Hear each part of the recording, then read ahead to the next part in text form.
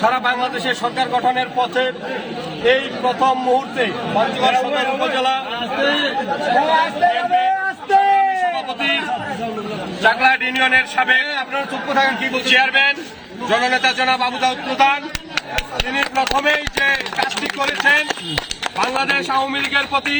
তথা আওয়ামী লীগের তৃণমূল পর্যায়ের নেতাকর্মীদের প্রাণের যে সংগঠন আমাদের চাকলাহাট ইউনিয়ন আওয়ামী লীগকে তিনি আজকে তালামুক্ত অবমুক্ত করেছেন। যারা এই দেশটাকে পাকিস্তান বানাতে চেয়েছিল, যারা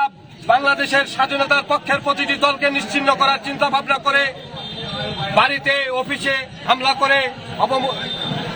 বন্ধ করে রেখেছিল, সেই অফিস আজকে প্রথমেই তিনি চাকলাহাট ইউনিয়ন আওয়ামী লীগ অফিস অবমুক্ত করলেন। আমরা চাকলাহাট ইউনিয়ন আওয়ামী লীগ সহ সকল অঙ্গ সহযোগী সংগঠনের পক্ষ থেকে তিনার কাছে আমরা কৃতজ্ঞতা প্রকাশ করছি। সেই সাথে আগামী দিনে যে কোনো মিছিল মিটিং আন্দোলন সংগ্রাম স্বাধীনতার সপক্ষের সকল উন্নয়নের ক্ষেত্রে আমরা না আওয়ামী লীগ না বিএনপি না জাতীয় পার্টি সকলে ঐক্যবদ্ধ হয়ে স্বাধীনতা বিরোধীদের পক্ষে থাকবো এবং